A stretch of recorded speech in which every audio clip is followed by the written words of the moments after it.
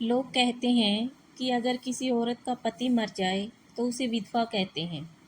लेकिन अगर पति जिंदा होकर भी अपनी पत्नी को पहचानने से इनकार कर दे तो उस औरत को क्या कहेंगे? शायद इस सवाल का जवाब किसी के पास नहीं था, लेकिन रामपुरा गांव की गौरी ने अपनी जिंदगी में इसका जवाब लिख दिया था। आज भी जब गांव के बुजुर्ग चौपाल पर बैठते हैं तो एक नाम जरूर लेते हैं, गौरी। और फिर कहते हैं, उस जैसी औरत हमने आज तक नहीं देखी। लेकिन ये इज्जत उसे यूं ही नहीं मिली थी, उसने अपनी पूरी जिंदगी जलाकर कमाई थी। करीब 10 साल पहले रामपुरा गांव में ढोल नगाड़े बज रहे थे। पूरा गांव दुल्हन देखने के लिए जमा था। दूल्हा था भारतीय सेना का जवान अर्जुन सिंह। ऊंचा कद, सीधी नज़र, चेहरे पर ऐसा आत्मविश्वास कि हर माँ चाहती थी काश ऐसा बेटा उसका होता। और दुल्हन थी गौरी, सिर्फ 8वीं पास, लेकिन संस्कारों में किसी विश्वविद्यालय से कम नहीं।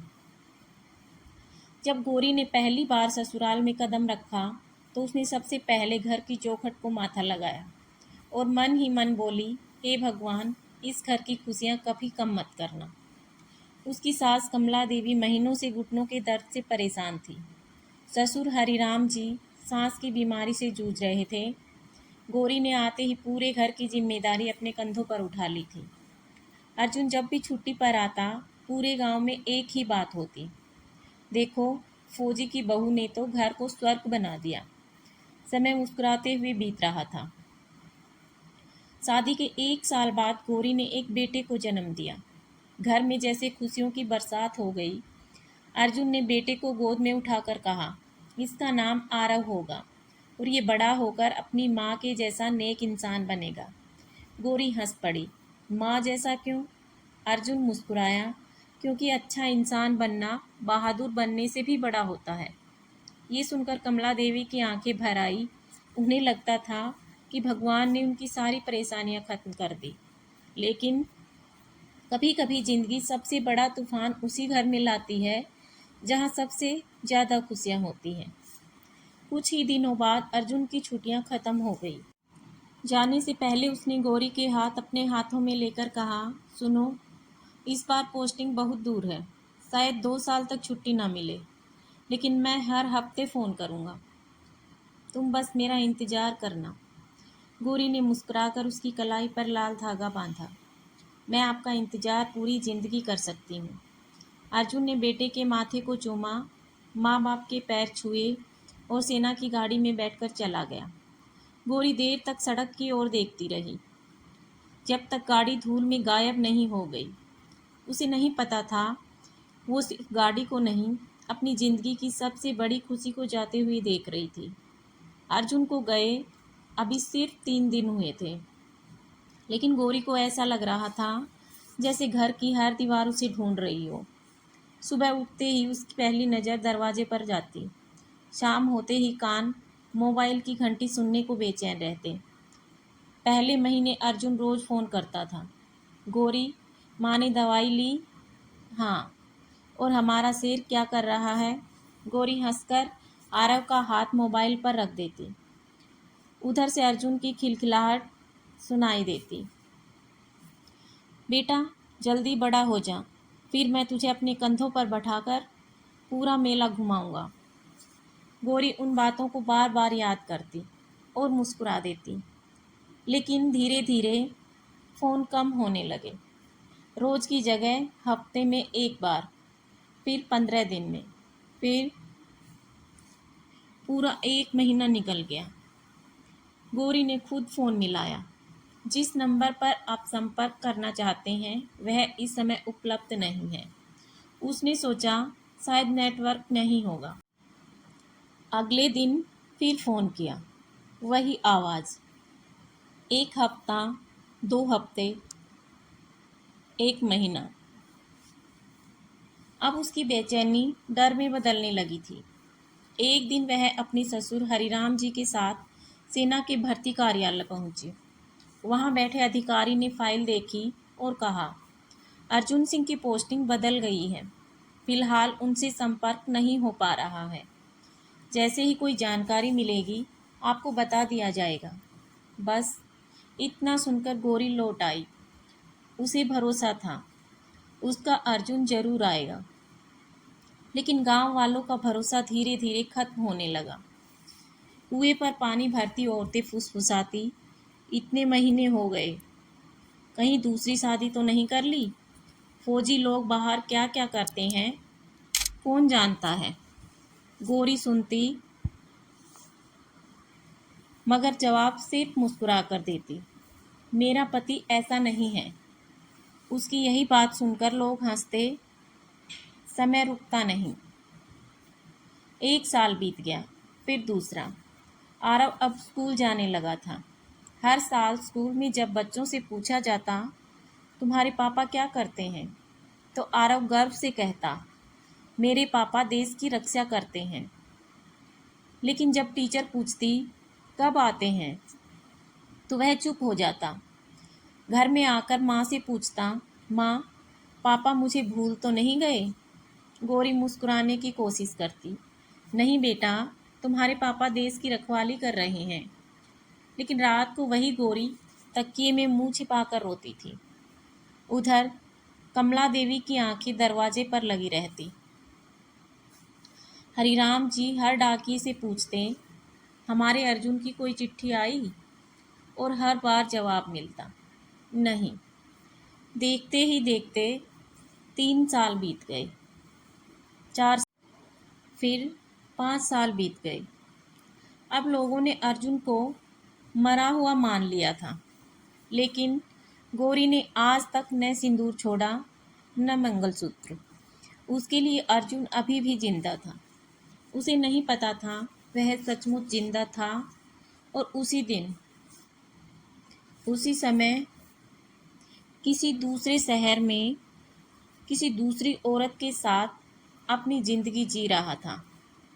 एक दिन गौरी के चचेरे देवर की शादी तय हुई। बारात भोपाल जानी थी। पूरे परिवार ने सोचा, इतने साल बाद थोड़ा माहौल बदल जाएगा।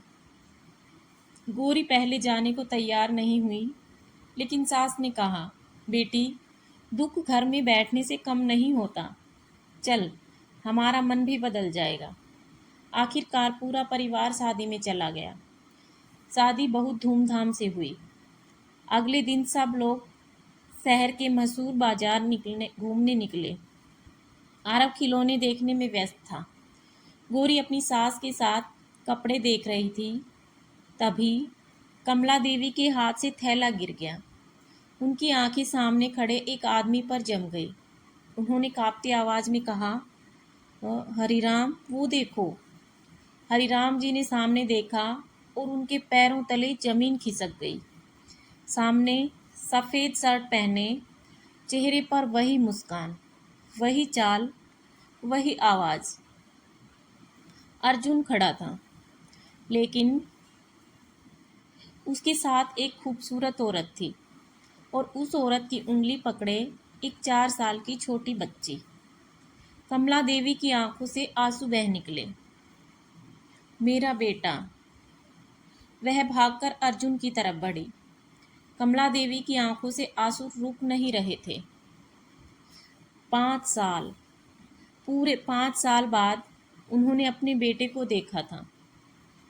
वह कांपते कदमों से अर्जुन के पास पहुंची और बिना कुछ सोचे उसे गले लगा लिया। अर्जुन, बेटा, कहाँ था तू? एक बार भी अपनी माँ की याद नहीं आई? अर्जुन ने धीरे से उनका हाथ अपने कंधे से हटाया। उनके चेहरे पर न खुशी थी न पछतावा, बस एक अजनबी जैसी ठंडक थी। उसने हैरानी जताते हुए कहा, माफ़ कीजिए, आप शायद किसी और को समझ रही हैं। कमला देवी एक पल के लिए जम गई। क्या क्या कहा तूने? इतने में हरिराम जी भी वहां पहुंच गए। उन्होंने अर्जुन के कंधे पर हाथ रखा। बेटा, मजाक मत कर, तेरी माँ की तबीयत खराब हो जाएगी। अर्जुन ने उनका हाथ भी झटक दिया। देखिए, आप लोग गलत आदमी के पीछे पड़े हैं। मेरा नाम अर्जुन नहीं है। इतने में गौरी भी आरव का हाथ पकड़कर वहां पहुंच गई। उसने जैसे ही अर्जुन को देखा, उसकी आंखों से आंसू अपने आप बह निकले। 5 साल का इंतजार, 5 साल की तड़प आज खत्म होने वाली थी। वह धीरे धीरे उसके सामने आकर खड़ी हुई। अर्जुन, उसकी आवाज़ कांप रही थी। मैं हूँ, गौरी। अर्जुन ने उसकी तरफ देखा, लेकिन अगले ही पल नजरें फेर ली। मैं किसी गौरी को नहीं जानता। ये सुनते ही गौरी के हाथ से आरव का हाथ छूट गया। आरव मासूमियत से दौड़कर अर्जुन के पास गया। पापा।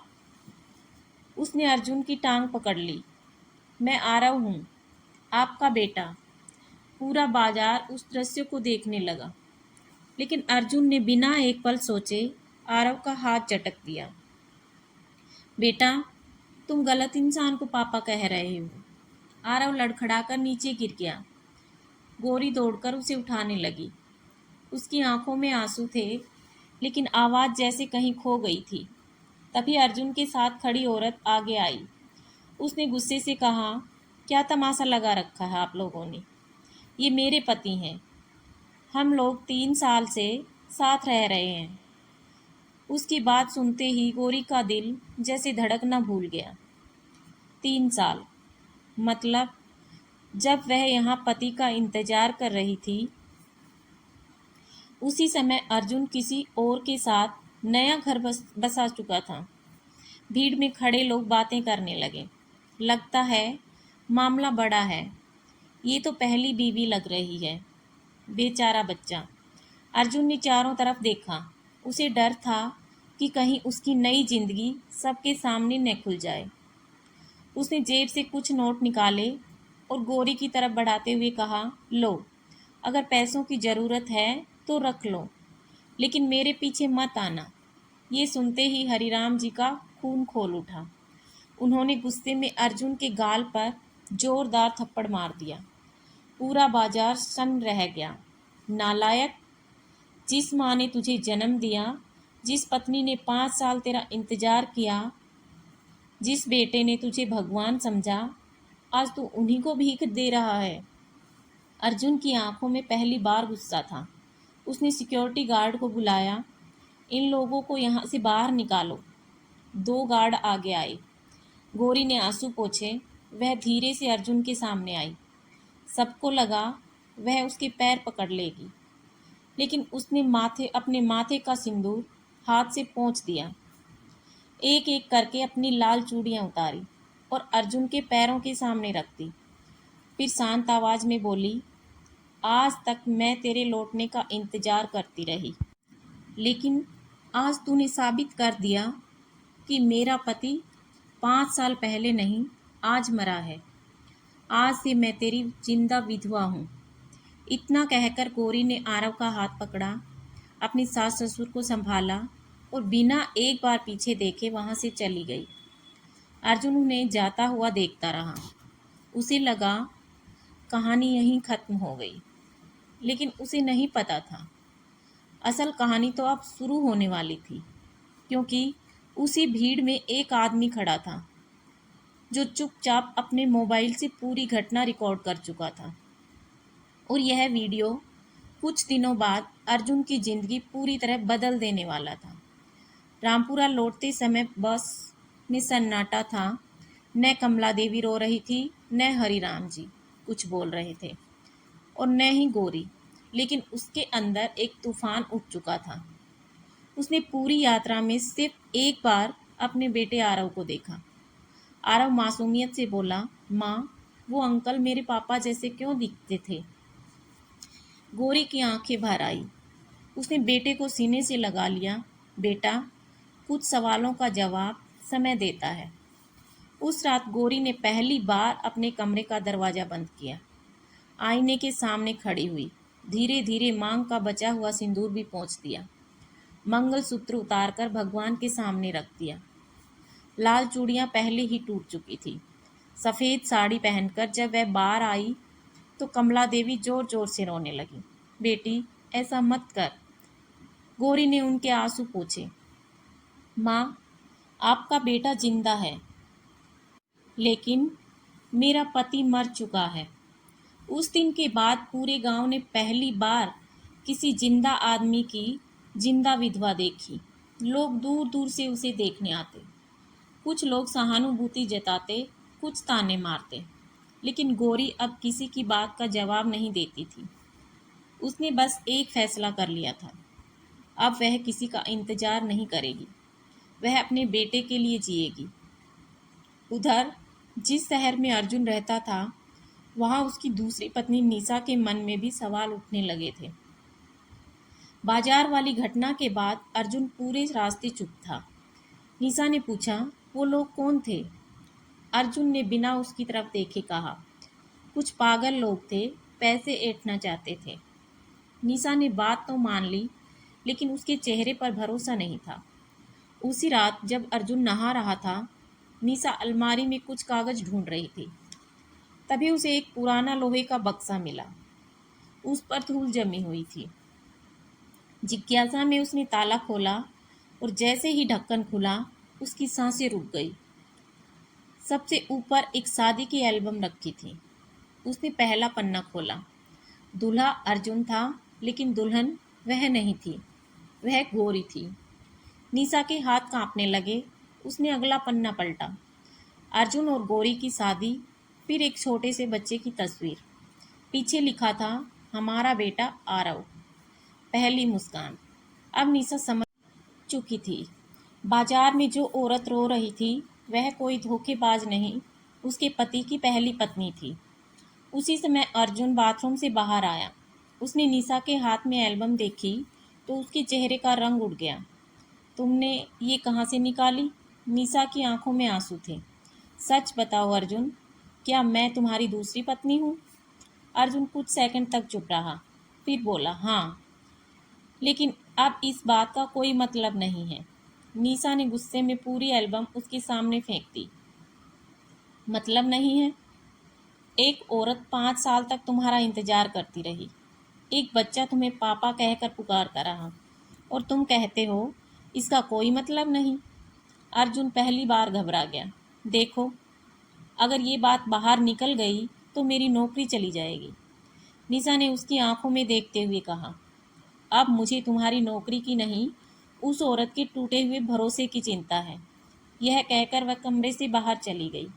अर्जुन को पहली बार एहसास हुआ, जिस झूठ पर उसने नई जिंदगी बनाई थी, वही झूठ अब उसकी पूरी दुनिया उजाड़ने वाला था। लेकिन उसे नहीं पता था, अभी सबसे बड़ा झटका बाकी था, क्योंकि उसी समय वह वीडियो जो बाजार में एक अजनबी ने बनाया था, सोशल मीडिया पर अपलोड हो चुका था और लाखों लोग एक ही सवाल पूछ रहे थे, क्या सचमुच एक फौजी ने अपनी पहली पत्नी और बेटे को पहचानने से इनकार कर दिया? वीडियो अपलोड हुए अभी 24 घंटे भी नहीं बीते थे, लेकिन लाखों लोग उसे देख चुके थे। हर जगह एक ही सवाल था, अगर वो औरत झूठ बोल रही थी तो उसके आंसू इतने सच्चे क्यों लग रहे हैं? अगर वो बच्चा उसका बेटा नहीं था तो उसे देखकर अर्जुन की आंखें क्यों झुक गई थी? लोग दो हिस्सों में बट गए। कोई अर्जुन को दोषी ठहरा रहा था तो कोई बिना सच जाने उसे बेगुनाह बता रहा था। लेकिन इन सबसे बेखबर गौरी अपने छोटे से घर में चूल्हे के सामने बैठी थी। उसने मोबाइल तक देखना छोड़ दिया था। अब उसे किसी सफाई की जरूरत नहीं थी। जिस दिन अर्जुन ने सबके सामने कहा था, मैं तुम्हें नहीं जानता, उसी दिन उसका दिल हमेशा के लिए मर चुका था। दूसरी तरफ अर्जुन की जिंदगी धीरे धीरे बिखरने लगी थी। ऑफिस पहुंचते ही उसके कमांडिंग ऑफिसर ने उसे अपने कमरे में बुलाया। टेबल पर वही वायरल वीडियो चल रहा था। ऑफिसर ने बिना उसकी तरफ देखे पूछा, अर्जुन, इस वीडियो में दिखाई देने वाला आदमी तुम हो? अर्जुन के माथे पर पसीना आ गया। सर, ये लोग मुझे फंसा रहे हैं। ऑफिसर ने मोबाइल बंद किया और उसकी आंखों में देखते हुए बोला, मैंने तुमसे सिर्फ एक सवाल पूछा था, क्या वीडियो में तुम हो या नहीं? कुछ पल की चुप्पी के बाद अर्जुन बोला, जी, मैं ही हूँ। कमरे में सन्नाटा छा गया। ऑफिसर ने धीरे से कहा, अगर तुम सच बोल रहे हो तो सारे दस्तावेज लेकर आओ। अगर झूठ बोल रहे हो तो याद रखना, वर्दी सिर्फ शरीर पर नहीं पहनी जाती, चरित्र पर भी पहनी जाती है। अर्जुन का गला सूख गया। उधर निशा पूरी रात सो नहीं पाई। सुबह उसने एक फैसला किया। वह चुपचाप रामपुरा पहुंच गई। गांव वालों ने उसे पहचान लिया। कुछ लोग उसे देखकर गुस्से में थे, कुछ लोग उसे ही घर तोड़ने वाली औरत समझ रहे थे। लेकिन निशा सीधे गौरी के घर पहुंची। दरवाजा गौरी ने खोला। दोनों औरतें पहली बार आमने सामने थी। कुछ पल तक दोनों एक दूसरे को देखती रही। फिर अचानक निशा गौरी के पैरों में गिर पड़ी। मुझे माफ़ कर दीजिए, मुझे नहीं पता था कि मैं किसी का घर उजाड़कर अपना घर बसा रही हूँ। गौरी घबरा गई। उसने उसे तुरंत उठाया। बहन, गलती तुम्हारी नहीं है। जिसने हम दोनों से झूठ बोला, गलती उसकी है। ये सुनकर निशा जोर जोर से रोने लगी। उसने अपने बैग से वही पुरानी शादी की एल्बम, आरव का जन्म प्रमाण पत्र और अर्जुन के कुछ पुराने कागज़ निकालकर गौरी के सामने रख दिए। ये सब मुझे उनकी अलमारी में मिला है। अब फैसला आपका है। गौरी उन तस्वीरों को देखती रही। हर तस्वीर उसके पुराने जख्म फिर से खोल रही थी। लेकिन तभी एक कागज़ नीचे गिरा। वह कोई साधारण कागज़ नहीं था। वह एक बीमा पॉलिसी थी। उसमें अर्जुन ने अपनी पत्नी का नाम बदलवा रखा था। पहले लिखा था पत्नी गौरी। उसके ऊपर काटकर लिखा गया था पत्नी निशा। और नीचे तारीख थी, ठीक उसी महीने की जब अर्जुन ने गौरी को आखिरी बार फ़ोन किया था। गौरी की आंखें पहली बार गुस्से से भर उठी। अब उसे समझ आ गया, अर्जुन ने उसे भूलकर नई जिंदगी नहीं बनाई थी। उसने योजना बनाकर अपनी पहली जिंदगी मिटाई थी। लेकिन सबसे बड़ा राज अभी भी उस फाइल में छिपा था। एक ऐसा कागज जो अगर दुनिया के सामने आ जाता तो सिर्फ अर्जुन की नौकरी ही नहीं, उसकी पूरी पहचान छीन जाती। गौरी ने कांपते हाथों से फाइल का आखिरी लिफाफा खोला और उसे पढ़ते ही उसके चेहरे का रंग उड़ गया। उसने धीरे से कहा, हे भगवान, अर्जुन, तुमने ये क्या कर दिया। गौरी के हाथ में वह कागज कांप रहा था। उसकी आंखें बार बार उसी लाइन पर रुक रही थी। उस कागज में लिखा था, पारिवारिक स्थिति, पहली पत्नी से कोई संपर्क नहीं। और नीचे अर्जुन के हस्ताक्षर थे। लेकिन बात सिर्फ इतनी नहीं थी, उसके साथ एक और रिपोर्ट लगी थी। वह रिपोर्ट देखकर गौरी की सांसें तेज हो गई। उसमें लिखा था कि अर्जुन ने 5 साल पहले अपने परिवार को बताया था कि वह एक खतरनाक मिशन पर जा रहा है और कुछ समय तक संपर्क नहीं कर पाएगा। लेकिन असलियत यह थी, वह मिशन से लौटने के बाद जानबूझकर अपने गांव नहीं गया। उसने अपना पता बदला, अपना नंबर बदला और अपनी पूरी पहचान बदलने की कोशिश की। गौरी की आंखों में आंसू थे, लेकिन इस बार उन आंसुओं में सिर्फ दर्द नहीं था, एक सवाल भी था। आखिर क्यों? जिस घर ने उसे अपना सब कुछ दिया, उसी घर को खत्म करने की कोशिश क्यों की? निशा चुपचाप गौरी को देख रही थी। वह भी टूट चुकी थी। उसे लगा था कि अर्जुन ने उसे प्यार किया है, लेकिन अब उसे समझ आ रहा था कि जिस आदमी ने पहली पत्नी और बच्चे को धोखा दिया, वह किसी का सच्चा नहीं हो सकता। निशा ने धीरे से कहा, गौरी जी, मुझे लगता है हमें सच सबके सामने लाना चाहिए। गौरी ने कुछ देर सोचा, फिर बोली, मैं बदला नहीं चाहती। मैं सिर्फ इतना चाहती हूँ कि किसी और औरत की ज़िंदगी इस झूठ की वजह से बर्बाद ना हो। उधर अर्जुन को भी एहसास हो चुका था कि मामला उसके हाथ से निकल रहा है। वह घर पहुंचा तो निशा वहां नहीं थी। टेबल पर एक चिट्ठी रखी थी। उसमें 4 लाइनें लिखी थी। जिस आदमी ने अपनी पहली पत्नी की आंखों में झूठ बोला, वह मेरी आंखों में सच कैसे बोल सकता है। मैं तुम्हारे साथ नहीं रह सकती। तुमने सिर्फ गौरी को नहीं, मुझे भी धोखा दिया है। अब तुम्हें अपने कर्मों का जवाब देना होगा। अर्जुन ने चिट्ठी हाथ में पकड़ी और कुर्सी पर बैठ गया। पहली बार उसके चेहरे पर डर दिखाई दिया। उसे समझ आ गया, अब कोई उसे बचाने वाला नहीं था। कुछ दिनों बाद मामला आधिकारिक जांच तक पहुंच गया। अर्जुन को बुलाया गया। उसके सामने कई सवाल रखे गए। क्या आपकी पहली शादी हुई थी? क्या आपका एक बेटा है? क्या आपने अपनी पहली पत्नी से संपर्क छिपाया? हर सवाल के साथ अर्जुन की आवाज़ कमज़ोर होती गई। आखिरकार उसने कहा, मुझसे गलती हो गई। लेकिन कमरे में बैठे अधिकारी ने कहा, गलती एक बार होती है अर्जुन। 5 साल तक झूठ बोलना गलती नहीं, फैसला होता है। उसी शाम गौरी अपने घर के आंगन में बैठी थी। आरव उसके पास बैठा पढ़ाई कर रहा था। उसने अचानक पूछा, माँ, क्या पापा वापस आएंगे? गौरी कुछ पल चुप रही, फिर बोली, बेटा, इंसान का वापस आना आसान है, लेकिन खोया हुआ भरोसा वापस लाना बहुत मुश्किल होता है।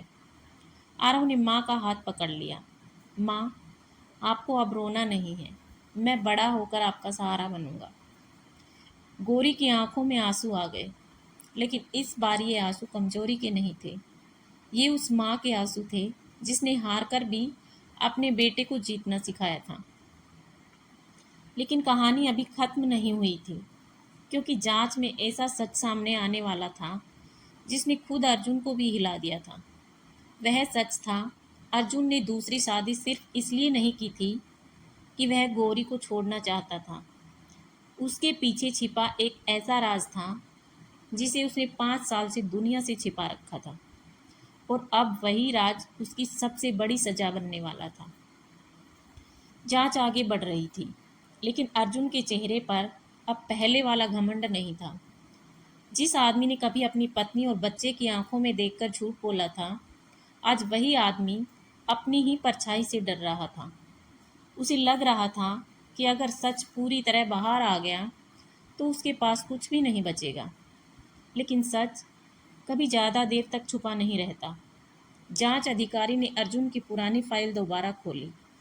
उसमें एक रिपोर्ट थी जिसे अर्जुन ने सालों पहले छुपा दिया था। अधिकारी ने पूछा, अर्जुन, 5 साल पहले जब तुम छुट्टी से लौटे थे, उसके बाद तुमने अपने परिवार से संपर्क क्यों तोड़ा? अर्जुन चुप रहा। सच बोलो। काफ़ी देर बाद अर्जुन ने सिर झुका लिया।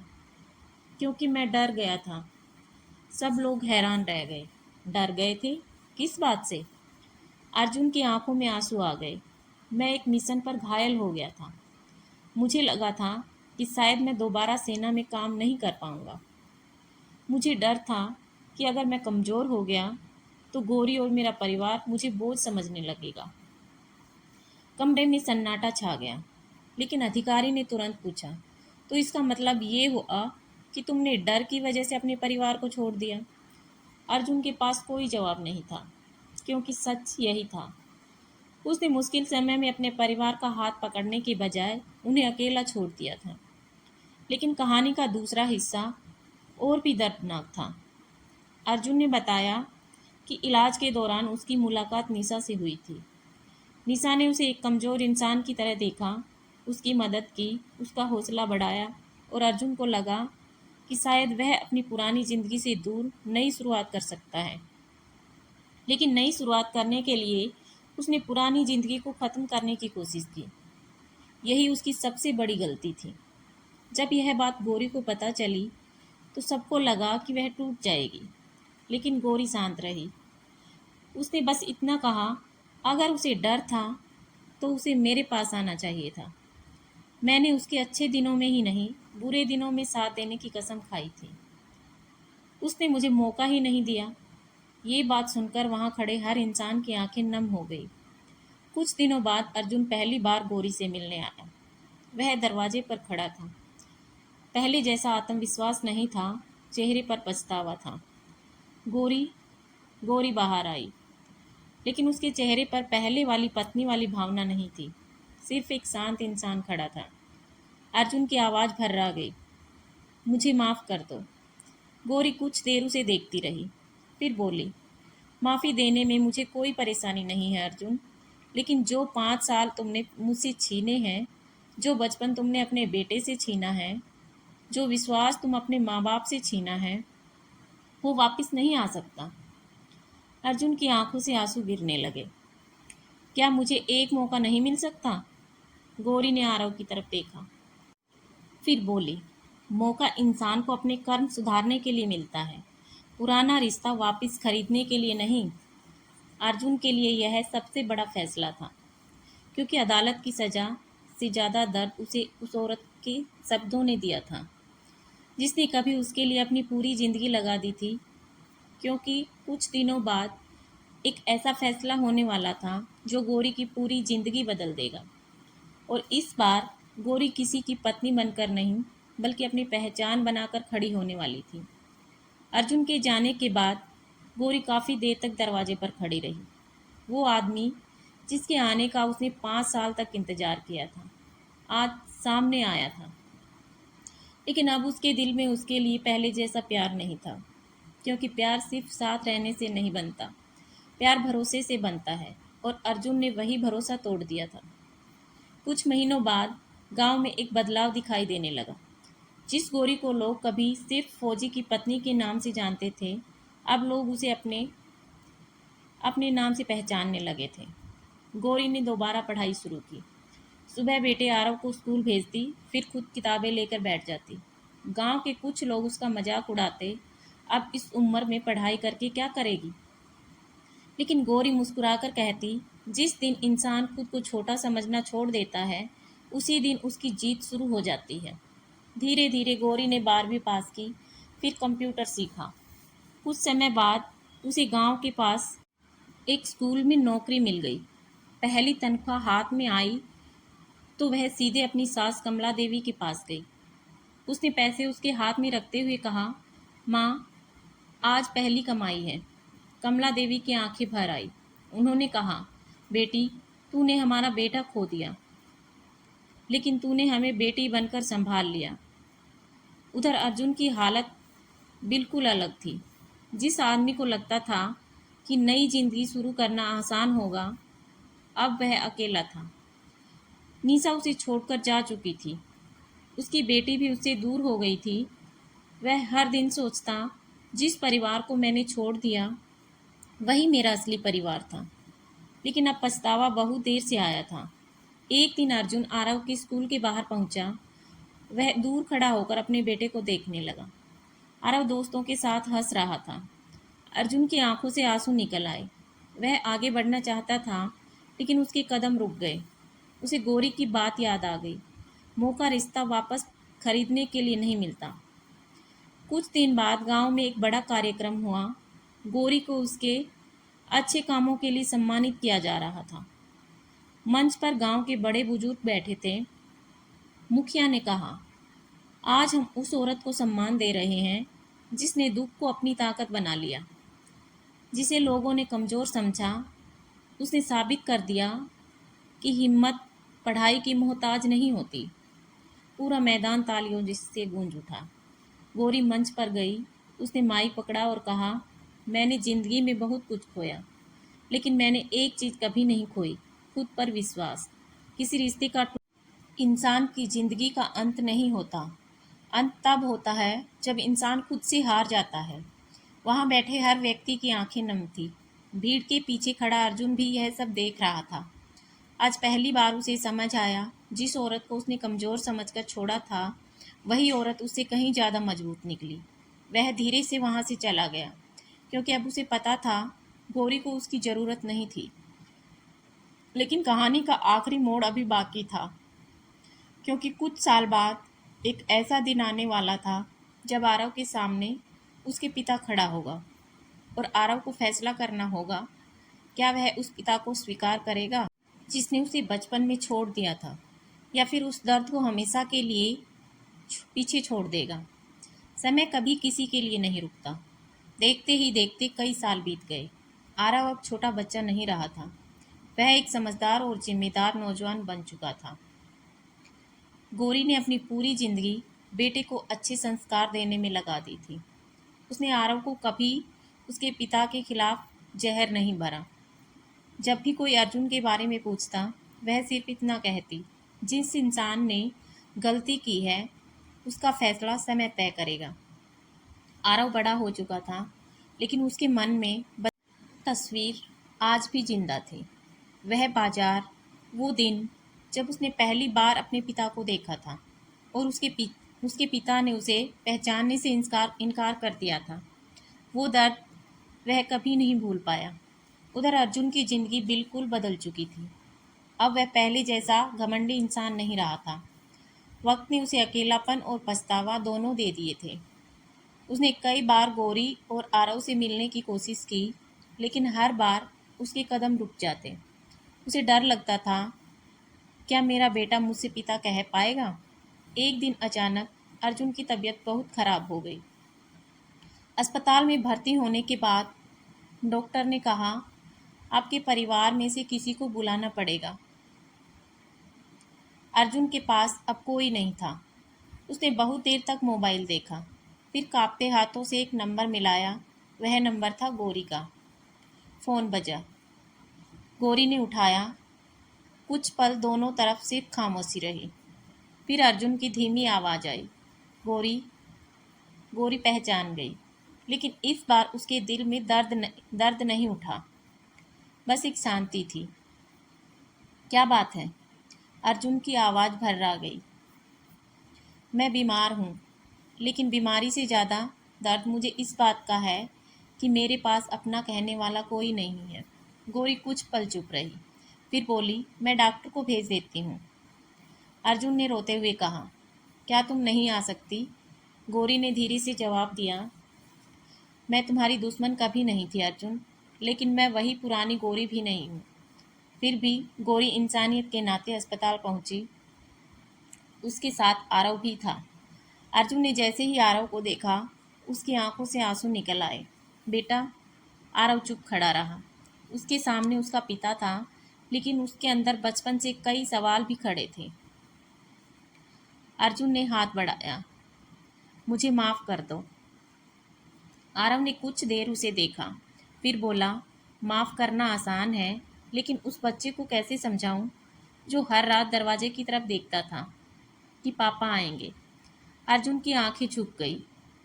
आरव आगे बोला, मैंने आपको नफ़रत से नहीं छोड़ा, लेकिन मैं उस भरोसे को वापस नहीं ला सकता जो आपने खुद तोड़ा था। अर्जुन फूट फूट कर रोने लगा। उसने पहली बार महसूस हुआ, सज़ा जेल की दीवारों में ही नहीं होती, कभी कभी सज़ा अपने ही किए हुए कामों की यादों में होती है। कुछ दिनों बाद अर्जुन ने गौरी से एक आखिरी बार बात की। तुमने मुझे हराया नहीं गौरी, तुमने मुझे मेरी गलती दिखा दी।